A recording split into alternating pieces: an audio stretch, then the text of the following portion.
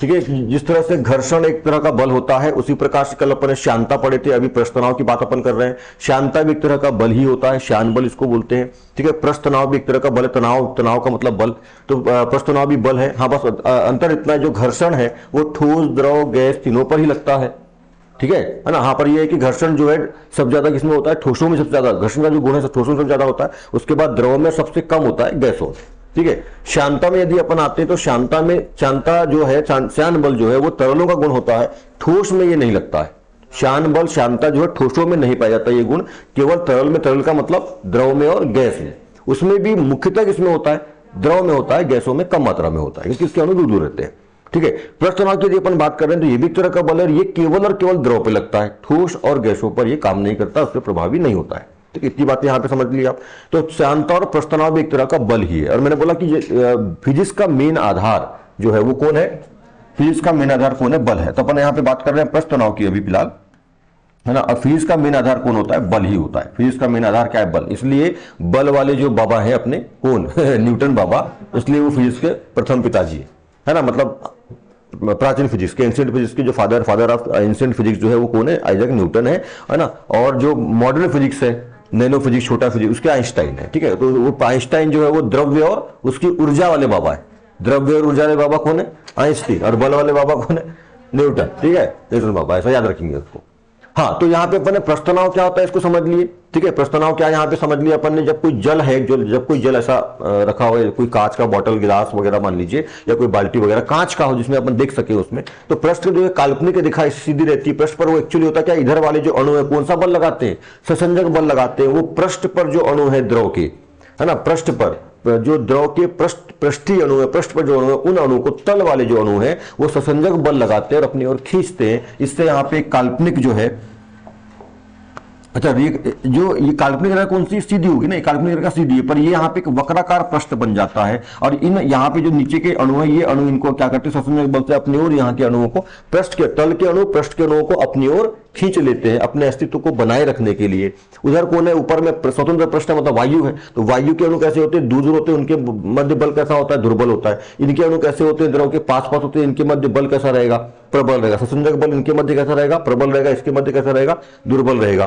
ठीक है, दुर्बल यानी कमजोर रहेगा। तो ये प्रबल बल वाले जो है अपनी तरफ खींच लेंगे अपने अस्तित्व को बनाए रखने के लिए, और यहाँ पे एक ऐसा वक्र वाली स्थिति प्राप्त हो जाती है। इसी को बोलते हैं पृष्ठ पर, द्रव के पृष्ठ पर तनाव का होना। जो पृष्ठ सीधा होना चाहिए था, है ना, वो कैसा होता है, ऐसा कर्व ने झुका हुआ, तो नीचे झुका हुआ रहता है। ठीक है, इसी को बोलते हैं अपन पृष्ठ तनाव। पृष्ठ तनाव द्रवों का गुण होता है। ठीक है, ये अपन ने समझ लिया। इतनी बात अपन ने कर ली।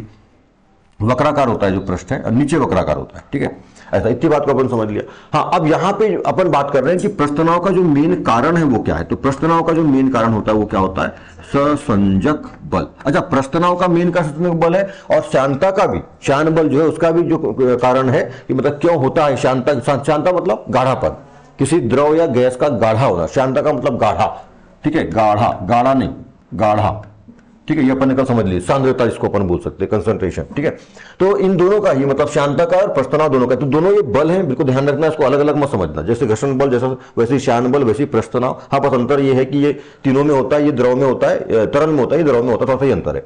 दोनों का ही मेन कारण, इन दोनों का ही मेन कारण कौन है, ससंजक बल है। ससंजक बल क्या होता है, ठीक है, तो एक तो यहाँ पे एक ही पदार्थ है। एक ही पदार्थ का मतलब क्या, यहाँ पे क्या भरा हुआ है, कोई ना कोई द्रव है, जल है, दूध है, तेल है, कुछ भी ऐसा द्रव, तो अपन यहाँ जल मान लेते हैं। ठीक है, क्या मान लेते हैं, जल। द्रव कौन सा लेते हैं अपन, जल ले लेते हैं यहाँ पे, है ना। ठीक है, तो मान लो कि यहाँ पे जल है, तो जल मतलब एक ही पदार्थ है ना, तो एक ही पदार्थों के विभिन्न अणुओं के मध्य लगने वाला बल एक ही पदार्थ रहेगा। पदार्थ एक ही रहेगा, दो अलग पदार्थ नहीं रहेंगे। एक ही पदार्थ के विभिन्न अणु, यहाँ पे बहुत सारे अणु हैं, इसके अंदर बहुत सारे अणु यहाँ पर है, इन बहुत सारे अणुओं के मध्य जो आपस में जो बल लगता है, एक ही पदार्थ के अणुओं के मध्य, अणु नहीं बोल रहा हूं, अणुओं बोल रहा हूं, एक ही पदार्थ के अणुओं के मध्य जो आपस में बल लगता है उसको बोलते हैं ससंजक बल। और जब दो अलग अलग पदार्थ, जैसे देखो यहां पर क्या है, द्रव, जल भरा हुआ है, ऊपर में कुछ नहीं है, मतलब क्या है, वायु, तो वायु एक अलग पदार्थ हो गया और द्रव एक अलग पदार्थ हो गया। वायु पदार्थ है कि नहीं, ठीक है, वायु मतलब हवा, तो वायु एक अलग पदार्थ है, ये अलग पदार्थ है। ये दोनों भी एक दूसरे को खींचने का प्रयास कर रहे हैं। कौन किसको खींच रहा है, वायु के जो अणु है वो जल के अणु को खींचने का प्रयास कर रहे हैं, पर क्योंकि इधर का बल कैसा है, ज्यादा है, इसलिए वो खींच नहीं पा रहे हैं, पर उन दोनों के मध्य भी बल लग रहा है। तो उन दो अलग अलग पदार्थ, विभिन्न पदार्थ है, दो अलग अलग पदार्थों के अणुओं के मध्य यदि कोई बल लगता है उसको बोलते हैं असंजक बल। समझ गई बात, ठीक है। यहां पे द्रव है, द्रव के दो अणुओं के मध्य बल लग रहा है, इसको क्या बोलेंगे, ससंजक बल, ये द्रव है और ये वायु है, ठीक है, ये द्रव है ये वायु है, यहां पे एक अणु है यहां पे एक अणु, इनके मध्य जो बल लग रहा है क्या बोलेंगे, असंजक बल। क्लियर है, ठीक है। एक ही पदार्थ के विभिन्न अणुओं के मध्य या दो अणुओं के मध्य लगने वाले बल को ससंजक बल, दो अलग अलग पदार्थ है, विभिन्न पदार्थ है, अलग अलग पदार्थ है, उनके अणुओं के मध्य लगने वाले बल को असंजक बल। ठीक है, ससंजक बल और असंजक बल में प्रबल बल कौन सा होगा, ठीक है, कौन सा ससंजक होगा, क्योंकि वो एक अणु के मध्य लग रहा है। ठीक है, अपन ने यहां पे बात कर ली कि 10⁹ मीटर यानी कि 1 नैनोमीटर, ये जो असंजक बल होता है, ससंजक जो बल होते हैं दोनों, ससंजक बल स्पेशली, वो बहुत बहुत बहुत अल्प दूरी, सूक्ष्म दूरी पर लगता है ना। सूक्ष्म दूरी का मतलब देखो 1 मीटर में -9, मतलब 1 नैनोमीटर बहुत सूक्ष्म दूरी होती है। 1 नैनोमीटर पर प्रभावी होता है, काम करता है यदि दो अलग दूर दूर वाले, जैसे पिंड है, बड़े पिंड मान लीजिए, है ना, जैसे कि सूर्य, तारे हो गए, ग्रह उपग्रह हो गए, इनके मध्य नहीं लगता है। ठीक है, ये किसी पदार्थ के अणुओं के मध्य लगने वाला बल होता है। ठीक है, ससंजक बल और असंजक बल जो है ये किसी पदार्थ के अणुओं के मध्य लगने वाला बल होता है, पदार्थ के अणु। ठीक है, मतलब ये बहुत छोटा होता है। ये किसी बड़े उसमें मतलब दो इंसानों के मध्य लगने वाला या दो पिंडों के मध्य या दो ग्रहों के मध्य लगने वाला ऐसा नहीं होता। इसके लिए क्या होता है, गुरुत्वाकर्षण बल होता है।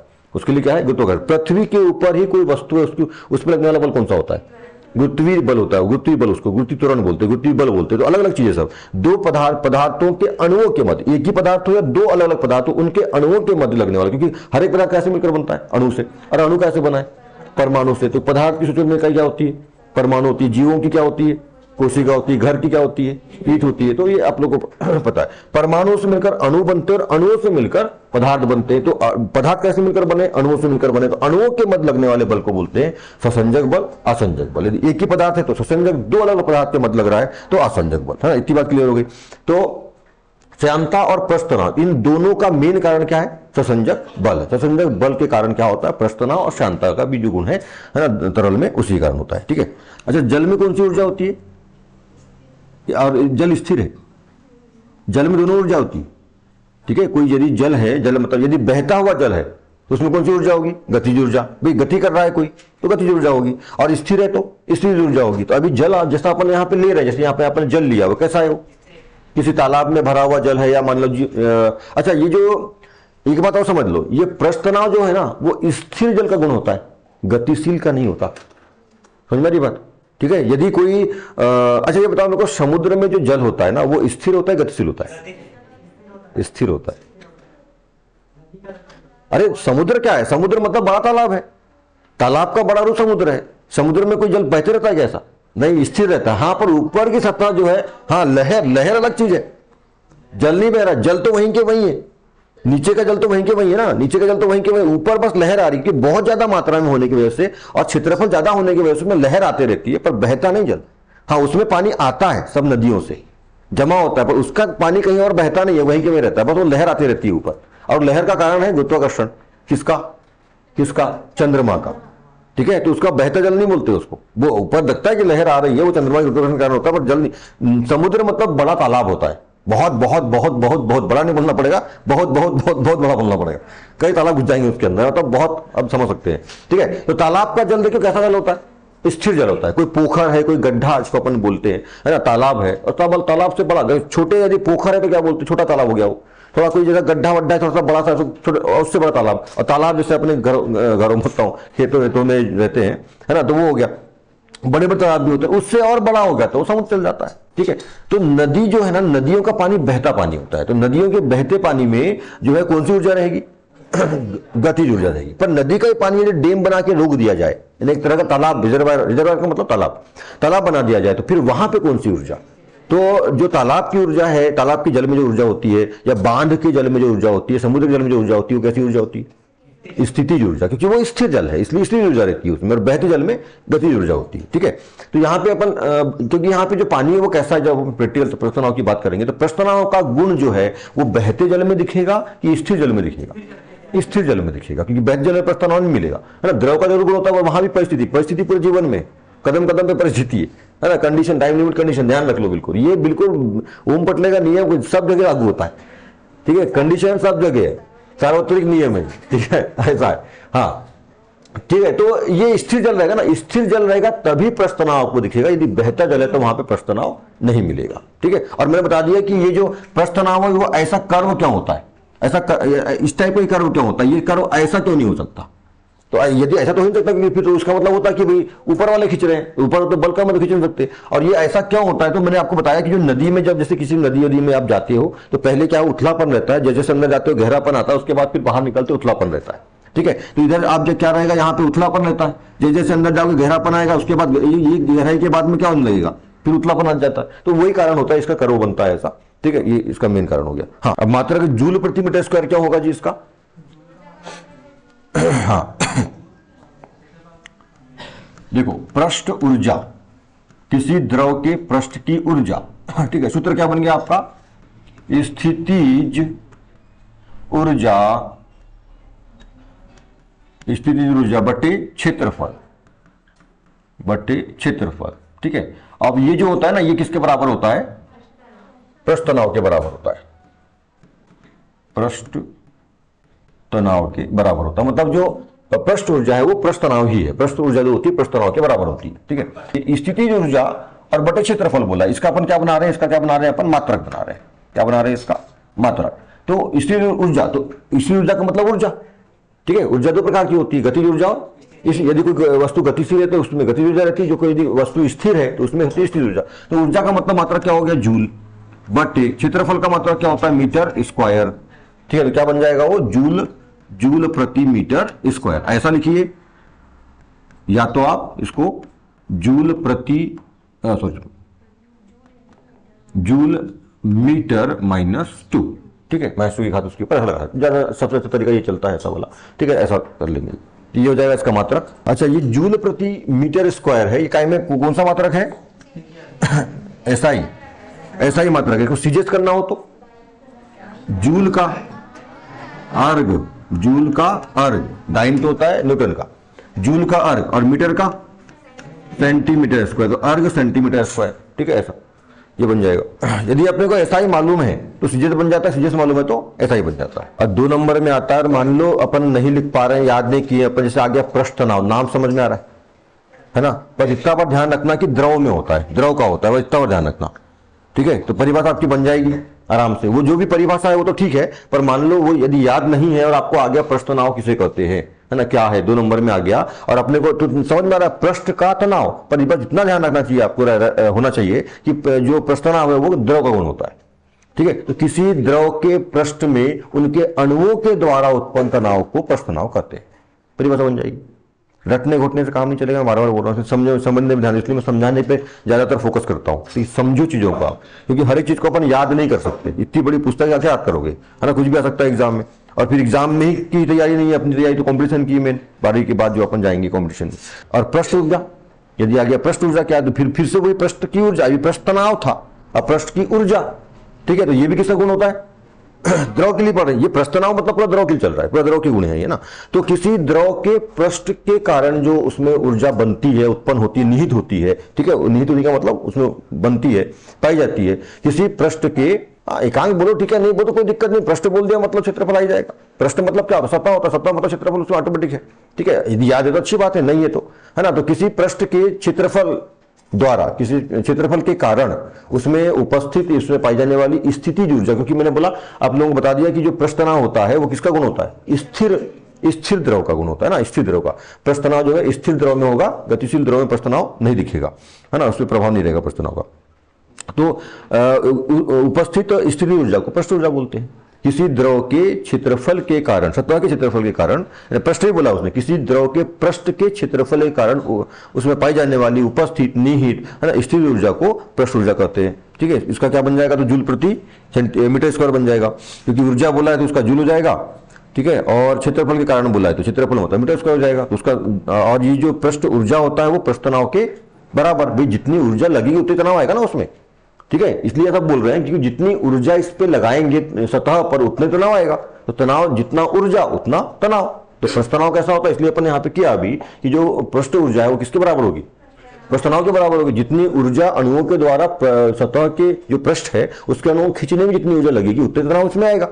आप जितना किसी वस्तु में बल लगाओगे उतने तो खींच पाओगे ना उसको, मतलब जो कार्य जो खींचने में, जो मतलब किसी वस्तु पे आप जितना बल लगाते हो उसमें उतना ही विस्थापन होगा, मतलब जितना विस्थापन हुआ है वो किए गए कार्य के बराबर होगा, जितना कार्य किया गया उतना विस्थापन होगा, ठीक है नहीं। कम ताकत लगाओगे तो कम विस्थापन होगा, ज्यादा ताकत लगाओगे तो ज्यादा विस्थापन होगा। तो बस वही, तो वैसे यहां पर भी वो सब कॉन्सेप्ट सब एक दूसरे से मिलता जुलता है। जो बल पड़े हो ना उसी सब मिलता जुलता है, उसको आप कनेक्ट करो। ऐसा अपने को क्या लगता है आप रट लेते हो, पढ़ाने वाले भी कॉन्सेप्ट को समझाते नहीं अच्छे से स्कूल में जनरली, जैसा भी जो है ना, कि ये कनेक्ट करना जरूरी है। जैसे मैंने बता रहा हूं, जैसे इसके पहले भी कहा मैंने कि ये सब के सब क्या है आपस में बल, ये सब बल है, बल के ही प्रकार है सब, है ना। जो मेन फोर्स होता है, जो मेन बल होता है, उसी के सब ये प्रकार है। घर्षण एक तरह का बल है, शांत एक तरह का बल है, प्रस्थ तनाव एक तरह का बल है। अब जब बल का कॉन्सेप्ट दिमाग में रहेगा तो सारा कॉन्सेप्ट बल जैसे चलते रहे, ठीक है। हाँ, बस अलग अलग है कि जैसे बताया मैंने भी, ससंजक बल असंजक बल थोड़ा सा अंतर रहता है, पर है तो बल ही ना, है ना। छोटी वस्तु पे लगने वाला, बड़ी वस्तु पे लगने वाला, दूर की वस्तु लगने वाला, पास की वस्तु पे लगने वाला, बस ऐसा अंतर है थोड़ा सा।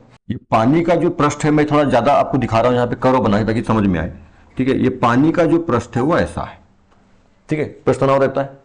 ये समझ लो यदि कहीं भी किसी भी पात्र में या किसी भी तालाब में, या इसमें जो है तालाब में दिख नहीं पाता क्योंकि चौड़ा होता है, समुद्र में दिख नहीं पाता है, तो इसलिए छोटा पात्र अपन लेते हैं ताकि इसको समझ सके अपन, है ना। और जनरली जब प्रैक्टिकल वगैरह जब देखा जाता है इसको, प्रैक्टिकल छोटे पात्र लेते हैं, मतलब, है ना। ऐसा कोई कांच का बर्तन, कांच का होना चाहिए। जो अपना पास जो गिलास वगैरह जो भी है काय का है, कांच का रहेगा, तब अपन देख पाएंगे उसको, है ना। स्टील वगैरह रहेगा, कुछ प्लास्टिक का तो कैसे देख पाएंगे, नहीं देख पाएंगे। कांच का रखना है।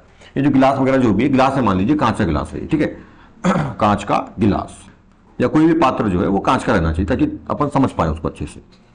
ये काल्पनिक तल होता है। इसका जो पृष्ठ कैसा तनाव रहेगा इसमें, और ये नीचे में क्या है, पूरा यहाँ पे जो है द्रव, जो भी कोई भी द्रव है वो द्रव भरा हुआ है यहाँ, ठीक है। नीचे में क्या है, ये द्रव भरा हुआ है, ठीक है।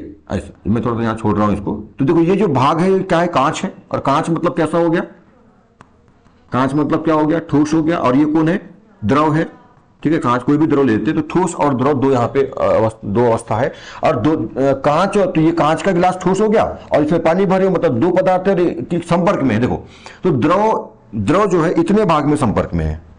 द्रव जो है इस भाग से, यहां से ये ठोस के, यानी ये गिलास के ठोस जो है गिलास, इसके इतने भाग में संपर्क में है, इधर नहीं है, ठीक है, इतने संपर्क में, ठीक है। तो ठोस और द्रव का जो पृष्ठ है, द्रव का जो पृष्ठ है, ये हो गया आपका ठोस। अच्छा मैं इसको थोड़ा चेंज कर देता हूं, ठीक है। ये देखो ये हो गया ठोस का तल, ठोस का पृष्ठ। और ये हो गया आपका, देखो ये वाला जो है ना, तो ये वाला जो द्रव का जो तल बना, ये वाला तल, इसके मध्य जो यहां पे कोण बनता है इसको बोलते हैं थीटा। यही है संपर्क कोण। आप पुस्तक में चित्र में देख भी पाएंगे, ठीक है।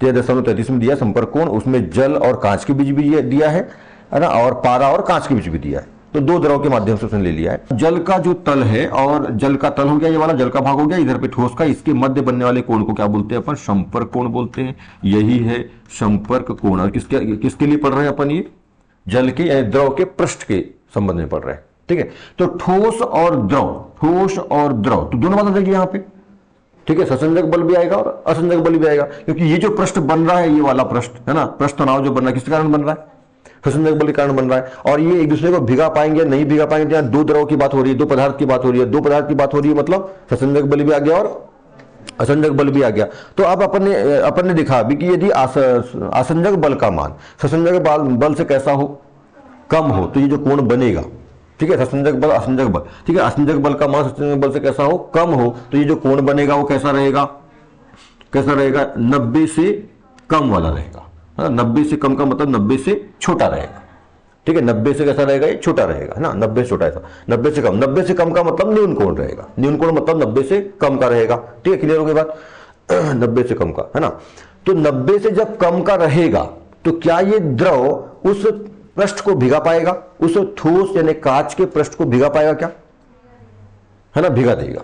यदि ससंजक बल संपर्क कोण का मान 90 से कम है, यानी न्यून कोण है, तो ये जो द्रव, जो भी द्रव यहां पर है, वो द्रव उस कांच के पृष्ठ को यानी ठोस के पृष्ठ को भिगो देगा, ठीक है। और यदि इस संपर्क बल का संपर्क कोण का मान 90 से कैसा हो, अधिक हो, ठीक है, 90 से कैसा हो, बड़ा थोड़ा सा यहां पे गड़बड़ हो गया जी, 90 देता हूं बस, 90 से कैसा हो, कम हो, 90 से कम, है ना, ऐसा यहां पे कर देता हूं मैं, 90 से अधिक, 90 से कैसा हो, अधिक हो, मतलब अधिक कोण हो, 90 से अधिक कोण हो, है ना, इसका मान अधिक कोण, 90 से अधिक हो। तो ऐसी स्थिति में ये जो द्रव है ये इसके पृष्ठ को नहीं भिगो पाएगा, ठोस के पृष्ठ को नहीं भिगो पाएगा। पत्ते, ऐसे पत्ते जिसके ऊपर एक पतली लेयर होती है, जैसे हमारी हथेली होती है ना, हमारी हथेली होती है ना, हथेली कैसे चिकनी होती है, इधर पे चिकनापन नहीं रहता, वैसे एक पतली सी लेयर होती है झिल्ली की, एक पतली सी झिल्ली होती है। ऐसी पत्तियां, उनके ऊपर यदि ओस की बूंद या बारिश की बूंद जब गिरती है तो वो उससे